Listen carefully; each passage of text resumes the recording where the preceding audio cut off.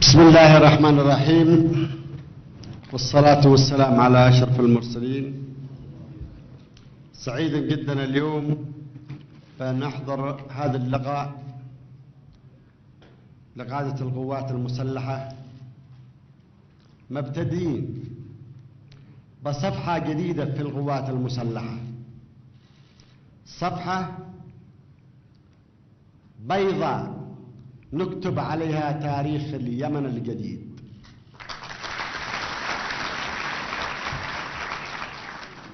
كلما دار في عام 2011-2012 أغلقوا صفحته. كان سلبي من السلبيات المدمرة لليمن.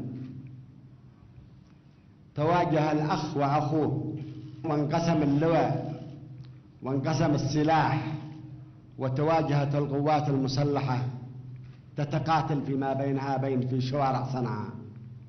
هذا عمل سلبي في تاريخ القوات المسلحة، ولكن الحمد لله أننا أوقفنا هذا الحدث قبل أن يتطور ويعم كل القوات المسلحة.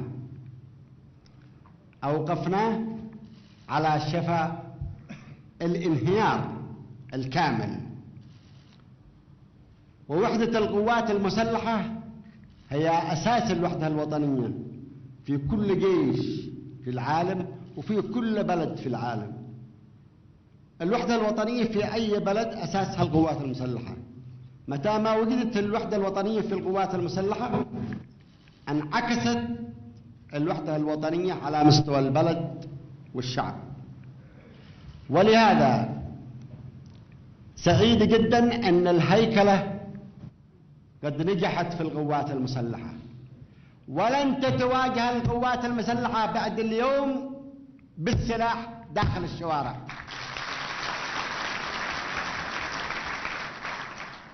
لقد نجحت في الهيكلة، وأخرجنا المتارس من الشوارع حق العاصمة صنعاء وإلى الأبد. وتم التغيير في هيكلة القوات المسلحة، وبنعنا مسرح العمليات العسكرية لتشكيل 7 مناطق عسكرية واحتياطي عام لوزارة الدفاع. وأشكر الأخوة الذي ساعدونا في التنفيذ، منهم الأخ علي محسن صالح الأحمر، ومنهم الأخ أحمد علي عبد الله صالح الذي عيننا سفيرا في الإمارات، لأن لو ما ساعدتهم لتفجر الوضع ثاني مرة في صنعاء. نشكرهم أنهم عرفوا أن الوضع لن يكون بيد أي طرف منهم، ولن يطلع منهم لا منتصر ولا مهزوم، بل يكون الوطن كله مهزوم في حالة أن يتواجهون بالسلاح فيما بينهم. ولهذا أشكرهم بأنهم انحازوا إلى الشعب وانحازوا إلى إرادة الشعب، وفضلوا مصلحة الشعب عن مصلحة مناصبهم.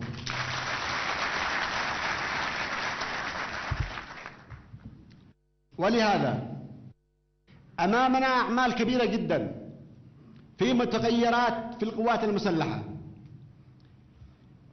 إذا كان احنا مستمرين في المبادرة الخليجية وآلية التنفيذية، وقطعنا اليوم شوط في القوات المسلحة، أنهينا الاحتراب فيما بينها عملنا على إعادة الهيكلة فيها، وهي بداية الهيكلة.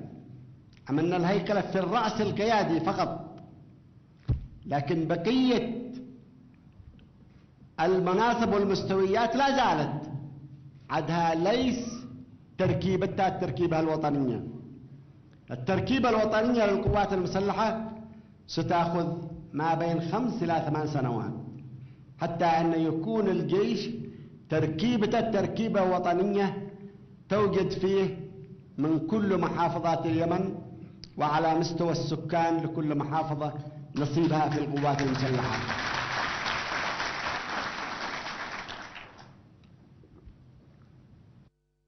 ستبدأ الآن الكليات الحربية، كليات الدفاع الجوي الكليات البحرية في طلب الطلبة، كل محافظة وفقا للهيكل الجديد كل محافظة تحصل على نسبتها في قبولها في الكلية الحربية وفقا لعدد سكانها. تنزل لجنة من رئاسة الأركان العامة ومن الكليات إلى المحافظات، ويتم الاختيار في المحافظة الطلبة المقبولين في الكلية والذي تنطبق عليه شروط القبول في الكلية، كليات البحرية، كليات البرية، كليات الجوية، كليات الشرطة، ويأخذ العدد المحدد للمحافظة، ويبقى عدد احتياطي في المحافظة للطالب الذي يمرض والطالب الذي يفشل ويتم إبلاغ المحافظة وترسل البديل حقه، ما تبدل من هنا من داخل صنعاء، لا، أي محافظة تحصل على نصيبها يكون عندها احتياط. هذا كما ساعدونا به أشقائنا في الأردن، نفس الأسلوب هذا هو نفس الأسلوب الذي يجري في المملكة الإسلامية الأردنية. ولهذا يتطلب، احنا عندنا جيش وعندنا تضخم في الترقيات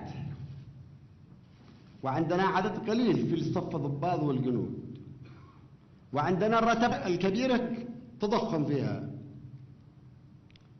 تقدر تقول هرم معكوس. القيادة تبدأ من هرم يعني كبير قاعدة الهرم ثم تنتهي بقايد فوق. احنا في القوات المسلحة وفي الأمن وفي الجهاز المدني، كل الجهاز المدني والوزارات تضخم في المناصب، تضخم في القيادات الإدارية، شبه هرم معكوس. ولهذا يتطلب إلى إعادة الهيكلة، ليس في القوات المسلحة فقط، في القوات المسلحة وفي الجهاز المدني، جهاز الدولة المدني يجب أن يتصحح، جهاز الدولة المدني يجب أن يتصحح، تجري الهيكلة في كل وزارة من الوزارات الحكومية، نعمل نفس الهيكلة الذي عملناها في القوات المسلحة، لأن هناك أيضا في فساد وفي عمل غير يعني ناجح على الإطلاق، لا هو ماسك بإدارة منظومة. الاقتصاد حقنا لابد من استجلاب خبراء، ما نكذبش على أنفسنا، نجيب خبراء كما جبنا يعني من الأشقاء في الأردن واستقانا في الولايات المتحدة الأمريكية لإعادة هيكلة القوات المسلحة، نجيب خبراء يساعدونا في هيكلة الاقتصاد اليمني. هيكلة الاقتصاد اليمني غلط ويصير غلط، وكل الدول يعني اللي هي مساعدنا والذي يدعمونا والذي يكلموا معنا كذا بالمفتوح، كل ما يصير عندكم هو ليس صح. نجيب خبراء يساعدونا في هيكلة الاقتصاد اليمني، ويساعدونا في بنية الإدارة في كل الوزارات، حتى يستطيع مخرجات الحوار الوطني تخرج في أشياء جاهزة للعمل. نجيب خبراء، نحن ليس عندنا يعني هذا العلم، ما نستطيع على الإطلاق. جيب خبراء في الاقتصاد، جيب خبراء في الإدارة، ويحددون المهام. أما بهذا الشكل الذي يجري هو عمل لا تستطيع أن تبنيه ولا يستطيع أن يترمم. الترميم ما عاد شيء صالح فيه.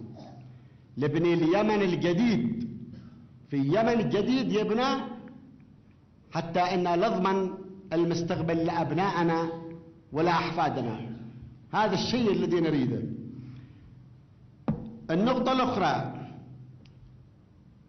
لكل ما يجري من هذا التحول وهذا التغيير له ما يضاده، ويجب أن تفهموا هكذا. كل شيء للتغيير له ما يضاده. وأنا صراحة ما كنت أتوقع أن بنصل هذا اليوم في القوات المسلحة وفي ظرف أقل من سنة إننا قادرين إن نوصل إلى إعادة هيكلة القوات المسلحة، لكن بتعاون الكوادر في القوات المسلحة، كوادر مؤهلة إضافة إلى الخبراء أعطونا الطريق وساعدونا كيف تسير الأمور، ونجحنا اليوم. هذا اليوم مرحلة جديدة في القوات المسلحة. أولا المرحلة الأولى أننا سحبنا القوات المسلحة بأن لا تذهب إلى حرب أهلية. النقطة الثانية أننا عدنا هيكلة القوات المسلحة وخليناها من القوات البرية والبحرية والجوية، 3 أصناف فقط، وفي احتياطي لوزارة الدفاع من القوات البرية. هذه هي القوات المسلحة.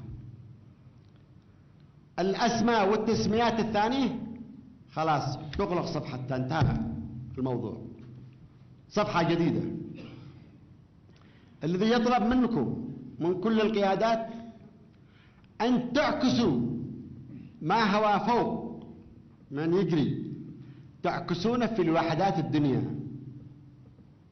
أنا عارف الآن في أغلب الوحدات أرقام كثيرة،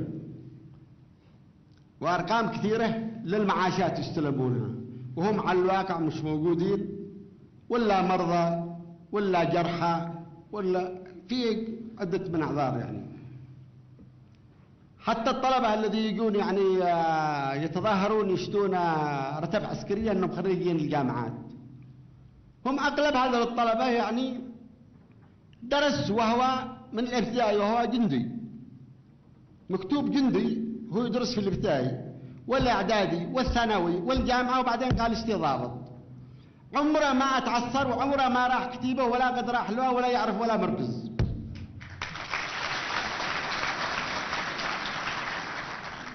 هذا مش مقبول. يقول وفق القانون، بصراحة القانون يقول ان كل جامعي يحصل ضابط. طيب قد تعسكرت في كتيبة، قد رحت قد زرت قد، ولا من نهار يعني دخلت الابتدائي وانت جندي لما خرجت بالجامعة، هذا عمل ما يمشي. النقطة الثانية، حافظوا على اللباس العسكري. اليوم ندشن اللباس العسكري للقوات المسلحة لباس موحد. أنا بقول لكم بعض الأشياء التي جرت عندما كانت في عام 2011 المعارك في صنعاء. يجي هذا من الحرس الجمهوري لابس، وهذا جاء من لباس الفرقة، وهذا كل واحد يعرف لباس صاحب الثاني. وكانوا يأتون يعني حد يشتي يروح إلى حده، وحد يشتي يروح إلى السرينة، وجوا لما جنب البيت حقي وتخلص وصلح اللباس حقه في كيس من أجل لا حد يصغره، واللي دوم مروح من الفرقة يباع حده يخلص اللباس وراح لهناك. هذا هو الواقع. والواقع الثاني أنه كل طرف يعتغل في الطرف الثاني، يأخذون للساعة 2 في الليل وتواصلوا الضباط فيما بينهم، يقولوا بالتبادل الأسرى. بادل إيش من أسرى يعني؟ قالوا نجي لا عند بيت النائب جيبوا أصحابكم وإحنا بنجيب أصحابنا اللي عندنا مزبورين، يلا نتبادل الأسرى.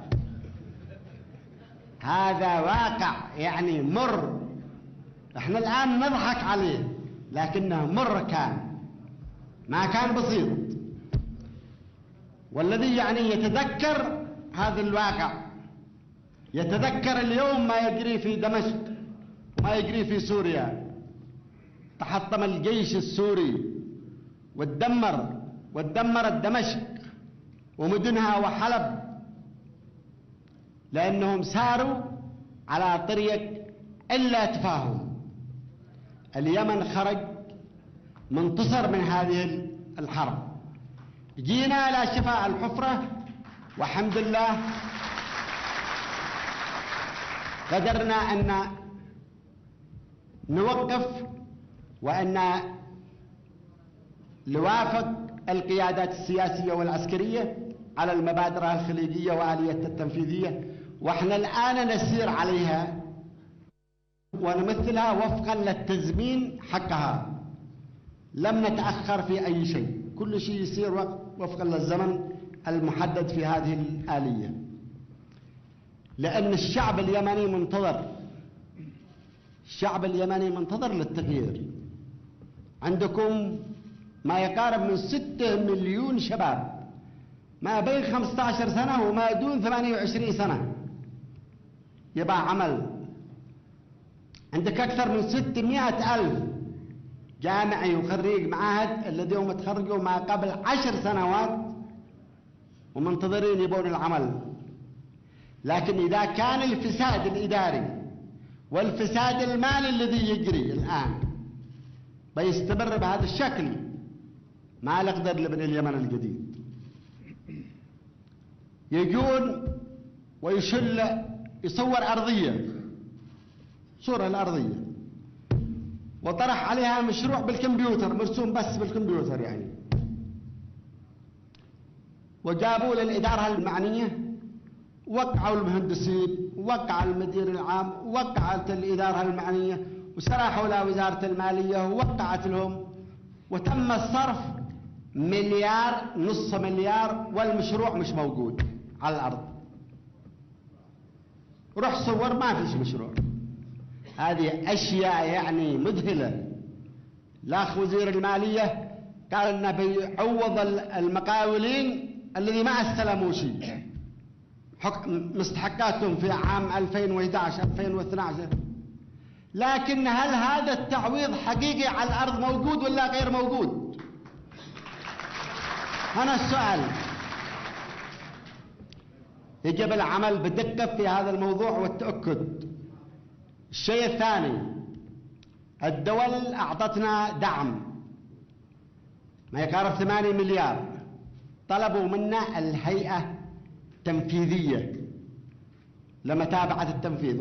تأخرنا في عملية تشكيل الهيئة واختلفنا احنا يوم، وفي آخر لحظة جابوا لنا مندوب وافقوا. ولكن التأخير هذا، التأخير عكس نفسه على كل المشاريع وعلى كل هذه المليارات الذي يفترض أنها تكون من بداية عام 2013 وإحنا بدأنا بها.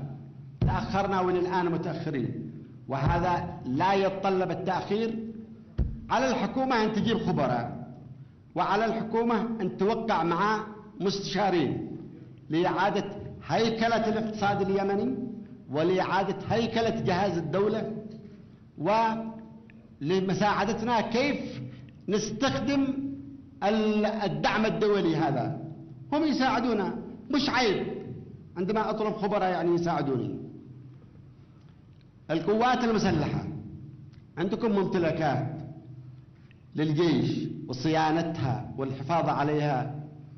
يجب أن تطرحوا في أنفسكم أنه كل واحد في وحدة يرعى هذه الوحدة من جنود وضباط وصف ضباط كأنهم أسرته. اغلقوا صفحة الماضي، هذا كان معي في 2011، هذا كان ضدي، خلاص ما عاد فيش كان معي كان ضدي.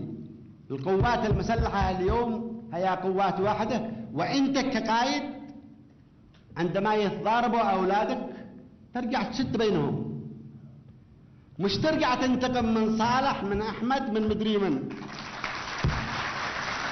القائد يخرج من عقله هذا الكلام، أن الوحدة العسكرية الذي تحته هم زي أولاده، يحافظ عليهم وكيف يحل مشاكل فيما بينهم وينسيهم الماضي حق الخلاف الذي دار. اغلق صفحته. إذا تريد تبني جيش، إذا تريد تبني جيش وتنتصر به وتدخل لي جيش يكون مربوط من الشعب وإلى الشعب، اغلق هذا. أما إذا ظليت يعني تتذكر هذا كان معي، هذا كان ضدي، هذا كان، لا، احنا اتفقنا على اغلاق صفحة الماضي وفتح صفحة جديدة في كل الإدارات، في كل الوزارات، وفي كل القوات المسلحة والأمن. نتمنى أن ترعوا مرؤوسيكم بكل أمانة وإخلاص، وأن تغلقوا صفحة الماضي حتى نستطيع أننا نحافظ على مخرجات الحوار الوطني ونكون عند مستوى ثقة الشعب لتنفيذ مخرجات هذا الحوار الوطني لما يصلح للشعب اليمني وبناء اليمن الجديد. شكرا والسلام عليكم ورحمة الله وبركاته.